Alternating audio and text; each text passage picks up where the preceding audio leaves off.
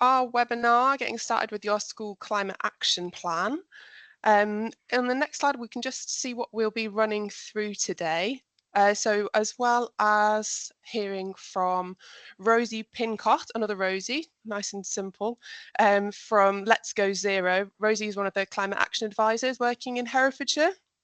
We'll also be hearing from a local school on their a case study from a local school and other members of the Sustainability and Climate Change team, of which I am a part. I'm an officer, but we'll introduce those a little bit later as we go along. So Rosie P, I'll hand over to you. Thank you so much. Thank you very much, Rosie.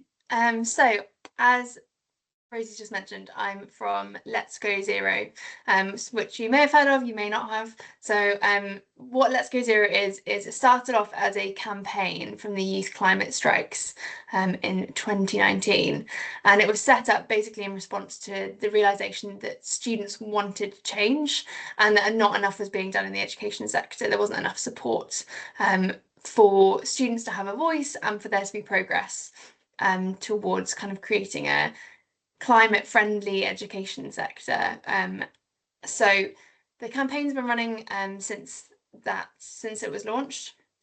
And then I'm a climate action advisor, and this project was launched basically a year ago, actually. And what that has done is they've recruited climate action advisors across the country, which provides amazingly, free support to schools across the UK to kind of get more one-to-one bespoke support so that schools have someone to actually answer questions and talk them through what changes are possible, what resources are out there. So what do we do? So these are kind of 7 basic steps that climate action advisors do. So we work out schools' current emissions, and I'll come back to that in a bit. Working to lower energy, waste and water bills. It's a win-win for everybody, better for the climate and better for school budgets. Looking at travel to and from school. So we also work, as is evident from today, quite closely with councils across the country, trying to tie together all of the kind of infrastructure links and other areas that can be looked at from bigger areas.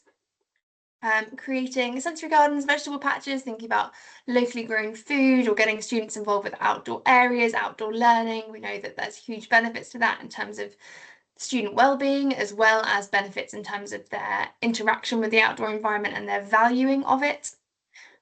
Developing delicious low carbon menus. So we work with lots of different partner organisations. People like ProVeg are a menu consultancy charity that work with schools to look at their greener menu options. Discover free inspiring curriculum resources. There's lots of great curriculum resources out there, but if you Googled good resources for climate in the curriculum, it would be an overwhelming amount of information. So what we do is kind of vet everything that we're suggesting to schools so that you guys don't have to go out there and look through resources individually. A lot of us have backgrounds in education. So I was a secondary science teacher for 5 years before doing this role. So I completely understand that when you open a resource in a school environment, you want it to work, and not all resources are designed in a delivery friendly way. And finally, access local and national funding. We know that time, thank you for being here and giving up your time for this, but time and funding are 2 of the biggest holes in the education sector in general, let alone looking at climate, which feels like a bit of a bolt-on. So finding those pots of money and giving suggestions, there's lots of pots of funding out there, but finding it and knowing how long processes take to enter and apply for these things sucks time, and there's not always a staff member available to do that. So that's again another part of our role, providing as much information as possible to get the funding out there to you to move things forward. So as part of that, obviously those are the kind of 7 things that we look at, but the main thing we're working towards is getting all schools to have climate action plans. As part of the DFE's Sustainability and Climate Change Strategy, they It isn't policy, but it is a strategy, but it's moving towards kind of the direction. It's not going to go away, basically, that they'd like all schools to have a sustainability lead and a climate action plan by 2025. So that deadline is looming fast. But we have created our own climate action plan template and have lots of suggested actions that we can pull together to make student setting specific climate action plans for schools, so that it's not generic, it's not just off the shelf. We're trying to give schools the kind of one-to-one support so that it works for you, whether that's looking at a student, more student-led level, looking at the bigger projects. All school buildings are completely different with different challenges, looking at the retrofit options and those kind of things, and also shared learning. So this is a brilliant opportunity, having a group of you here today, to kind of start to look at those shared problems. And I've already found that working with quite a few schools across Herefordshire. I think there's about 30 or so signed up at the moment, and I'm probably working with about 10 intensely, which Ben can talk a bit more about that process later. So we are here to make climate action plans, and to give you whatever level of support that you require. So we're identifying your school's priorities, barriers, and what next steps make sense. Give further support so that plans are put in action. We don't want to just give you a piece of paper and then you to kind of walk away and not feel any support with that. It's a continual process that we like to keep updated, keep checking in, sending information as new grants are out, funding opportunities, anything like that.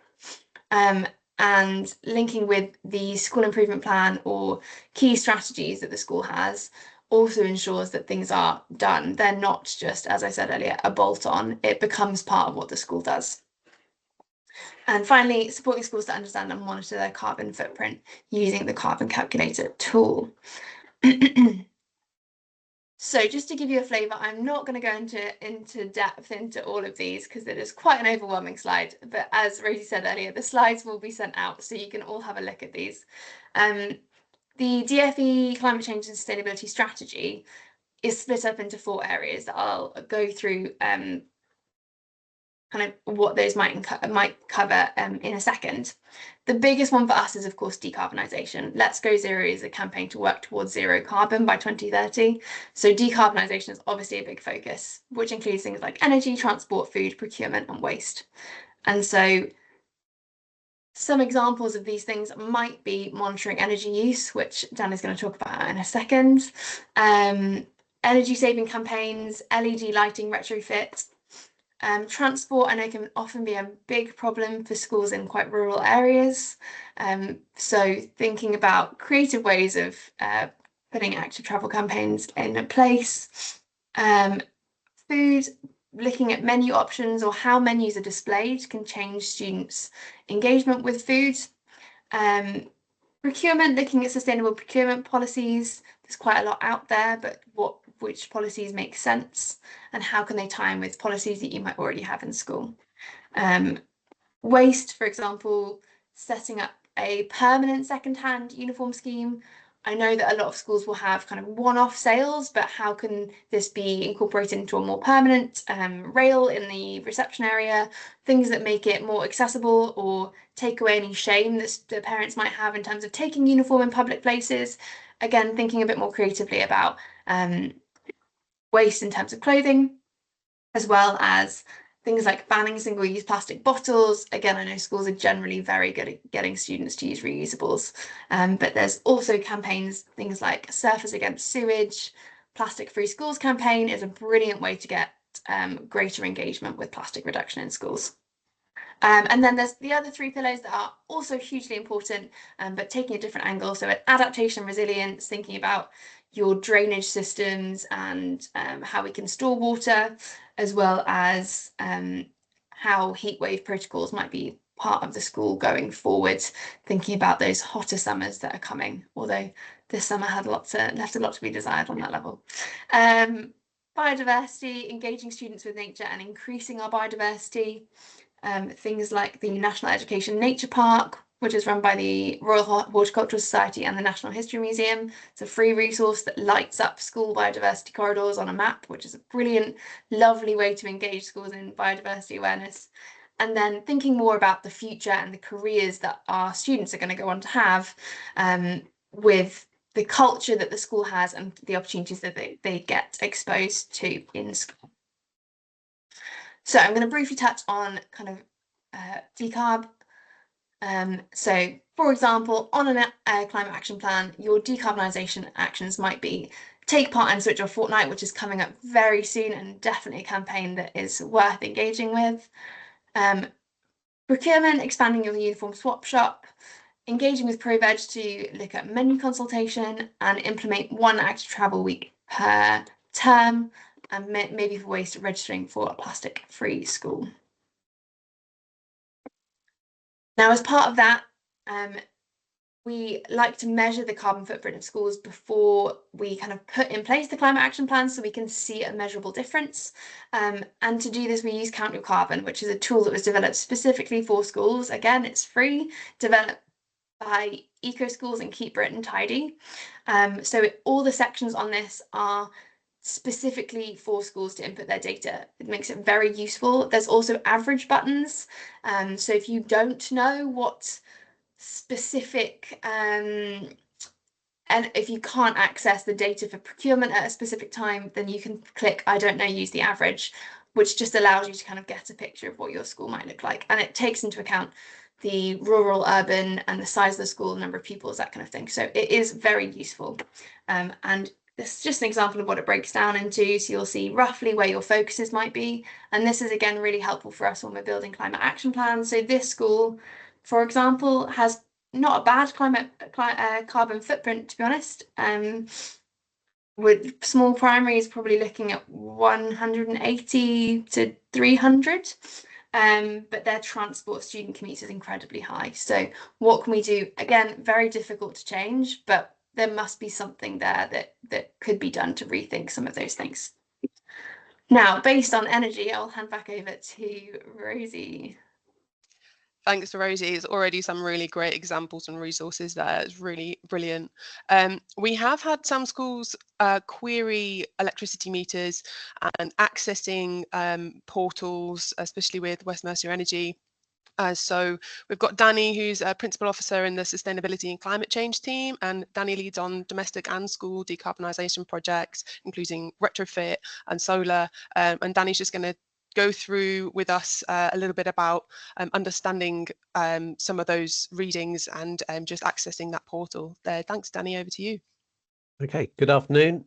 So yes, so what we should all be striving for is to have an AMR meter, which is automatic meter read.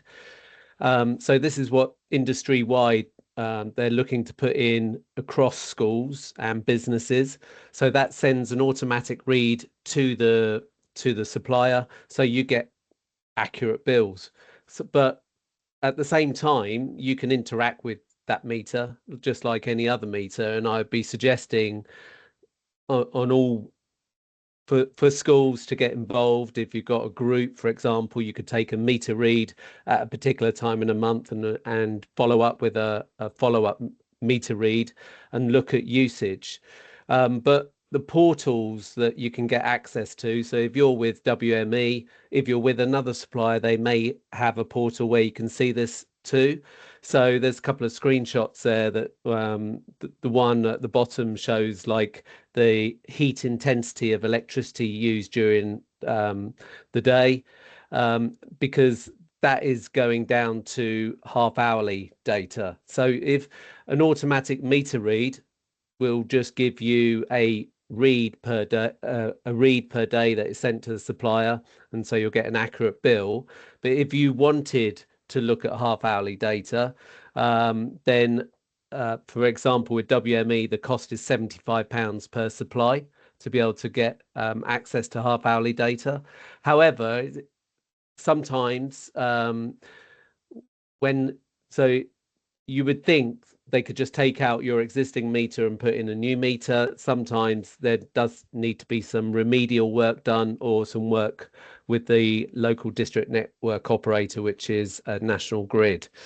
If you're a school that can't access their portal or want to know about their portal, send an email to WME Customer Services and they'll gladly reset your access.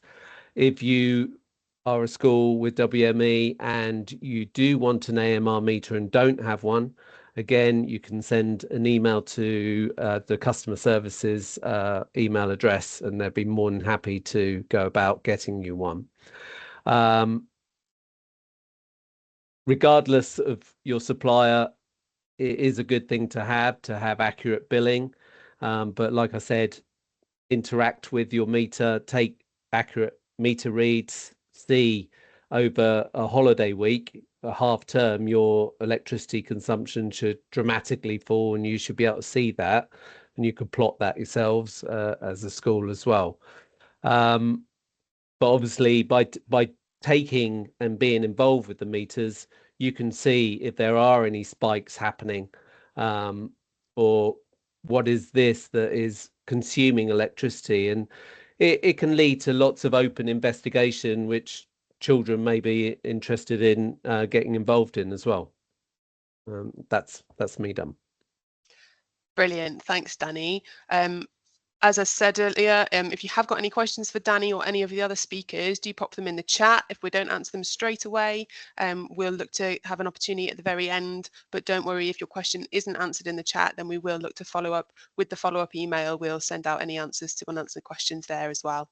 Thanks again, Danny. Rosie, I'll hand back to you. Thank you. Perfect. Yeah, so things like we're finding a lot of recurring problems that schools aren't accessing their energy data or they're not aware of what kind of meters they have.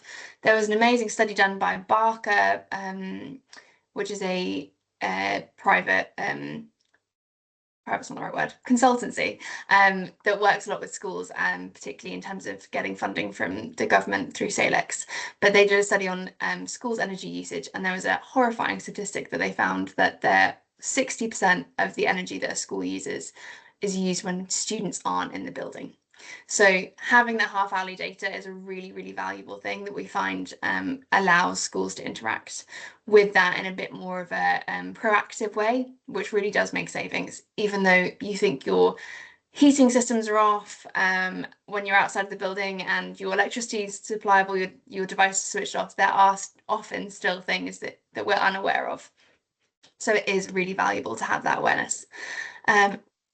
So I'm just going to quickly run it through a couple of the other areas that I talked about earlier. So in the adaptation resilience, we often talk about conducting a water audit. So contacting your water suppliers. There is often water suppliers are a little bit tricky, but often overbilling from water suppliers is a common problem we're finding. So there are ways of contacting water suppliers to check that you're not being overbilled. Minimising water waste, having water bots on site for grounds maintenance as well as forest school might be useful.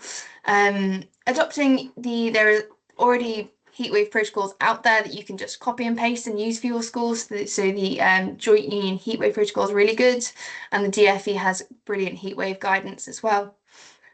Building sheltered areas on playgrounds. It is astounding how hot tarmac playgrounds can get, and with not enough shading, those areas become unusable in hot summers on hot days, and it can impact students' engagement with the outdoor area as well. So thinking about where we can plant trees and hedges to shade or absorb carbon dioxide along fences or any kind of areas that can improve air quality as well as the heating and shading on the school site. Biodiversity, as I mentioned, the National Education Nature Park, a brilliant resource, creating insect habitats, rewilding a patch of your school grounds, getting people's involvement in a wildlife survey, that there are plenty available, things like the RSPB's Big School Birdwatch Week, that happens in, I want to say February, might be wrong, and starting a school veg patch, gardening club, covered in biodiversity. And then finally, climate education, a little bit more of an kind of grey area in terms of what this encompasses, but we like to think of it in terms of staff and students' engagement with the climate change. So appointing a sustainability lead, as I said, that's part of the GFE's strategy. Their expectation of schools to have a sustainability lead by 2025. But we also find that having a sustainability working group, particularly for schools and federations or MATs, can be really valuable. That shared learning, shared knowledge can really increase engagement. Mapping outdoor learning opportunities in your curriculum, so it's not just for a school, that students are encouraged to be outside and learn outside. Again, often happens more in primary schools than in secondaries, but as much as we can get students engaging with the outdoor environment, even just learning out there for lessons that they can be, is important. Climate action opportunities in your curriculum. There is a brilliant set of resources from Teach the Future, who have already mapped all of the areas in the primary and secondary curriculums that have opportunities to incorporate sustainability in them. So Teach the Future have subject by subject, so it's not just science, English, maths, there is music, there's design, there's all kinds. They've highlighted in red where climate change sustainability might fit into what you're already doing in school. So you don't need to do that work. It's already been done. It's worth having a read. Running a pupil eco club. I know capacity often doesn't allow for this, but it's engaging students with the authority to make changes in the school. Again, has a big impact on how they view the environment and the school that they're in. And then finally, thinking about their carbon impact. We do a carbon footprint for the whole school, but how does that look on an individual level? So I'm finished talking for a bit. I have been working quite closely with Ben Ford from Stratton Suggis, and I went to visit them, I think it was back in June, I want to say, Ben. It's been a while. And we after the visit, I spent time developing their strategy. So Ben's just going to talk through a little bit about what their school's doing and how working with Let's Go Zero is kind of working through their climate change aims. Thanks, Ben. Thank you very much, Rosie. Yeah, so basically my perspective on this is that how myself and Rosie became, I suppose, involved was that there was a circular that went out on a diocese newsletter to talk about Let's Go Zero and cutting carbon by 2030. And already there was, I suppose, a willingness for people who were on that call that they wanted to do something about, you know, climate change and action, etc. And all of the things can be quite overwhelming when you think of needing a sustainability lead, an action plan, the way the world is going, and just having a heart for these things as well. So it is overwhelming. So for there to be somebody like Rosie who will be able to do the action plan, who can visit the school and work, you know, with yourselves, it was a godsend. So when Rosie came to school and we kind of sat together, we chatted with the exec head and the business manager as well. We had a little tour around the site just to see what our starting point was. It was just good to talk with a real person about what was you know, achievable, what we could work with, what was already there, and the amount of data and information then that we got back in the form of an action plan was golden. You know, so what's happened now, you know, the initial visit in June, and then the action plan that I've had come through recently from Rosie has meant, you know, it's quite comprehensive, but it's not just an action plan that's just words, if you like. There's all of the suggestions that Rosie and the team have already mentioned, actual real links to click on and follow that you can go, all right, it's not just an action plan, it's also a signpost to what I can do in order to get those fulfilled. So at school, certain things that we've sort of tried to implement have been books to folders. So there's a lot, you know, there's a lot of wastage going on previously at our school, and where we were is that we moved away from having books for every subject, to almost stapling the worksheets together and putting a nice tidy cover on top so that people weren't trimming sheets, sticking them in a book as a glorified scrapbook. So that saved a lot of money, but it also saved a lot of wastage. So that's one of those decisions where you're thinking, you know, it's a controversial decision perhaps, but it's one that is going to help the environment. Something that made the business manager's eyes light up was Energy Sparks, the website where I think it costs about £500 to join, but it can save you a couple of grand. So we're still having a little chat, me and the business manager, and she's rubbing her hands with glee. So that's something in the pipeline where, again, it cuts down wastage, but it also saves money as well. Something that we identified pretty early on from the action plan was, because again it can be overwhelming, is that I don't feel as if I'm being pressurized by Rosie to get things done, but it's an action plan and there's a time scale to it where you choose what's good for your school, your setting. So the action plan, I've chosen 3 things that I think are very achievable within this year, and I've put them on our school development and improvement plan. So I'm sure all of you have got your school development plans where there's certain priorities, but we've put on the front cover 3 climate action plan priorities from this, from Rosie's plan, so that we can, as a team, focus on it. And what's interesting is that having your action plan, you do kind of think back to what are those dominoes that are going to start the other things going to fall in. So for us, one of them is better signage, because there's a culture of we all want to do the right thing at school, but it might not be easy. So I think making the signage better in terms of recycling and what things do is one of our school development plan things. Also, getting the children involved. We do have a global gang, but often the pupils are the best ones at getting the adults to do stuff.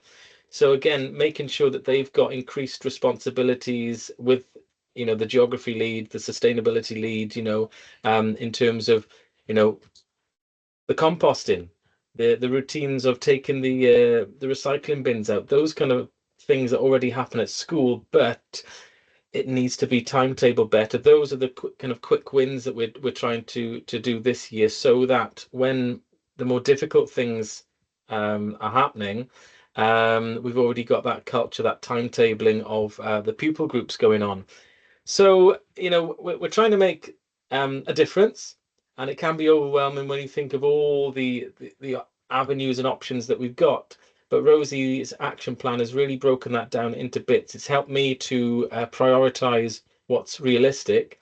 It's free, and the amount of information that has come from that has been absolutely wonderful. I've recommended it to schools who are not only with within our MAT, but schools that we're pretty friendly with, and it's a win-win. So if my involvement in our time together is to encourage people to get Rosie in, I can't say how valuable it's been to have Rosie come in and work alongside you to just get things, to get a flavour of the school and where you're at. And not at one point did I feel an absolute mug for not being on the top of my game eco-wise. I felt supported at every point, and my takeaway would be get her in.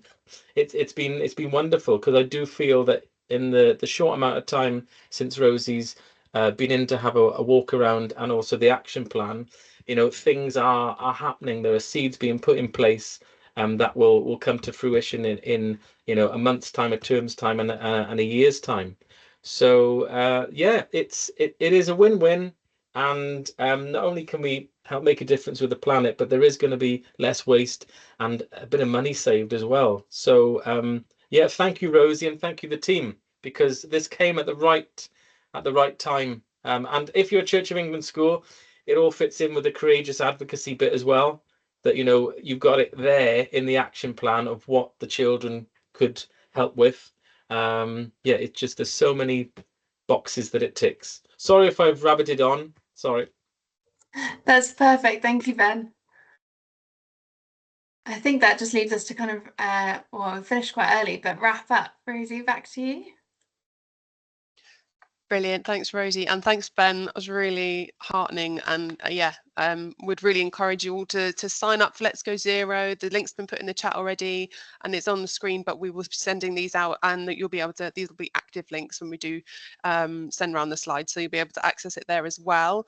There is a separate form, separate link for signing up and registering your interest in having a climate action advisor come to your school. And as Ben so warmly and well put it, there's so many benefits, and really encourage you to take that up.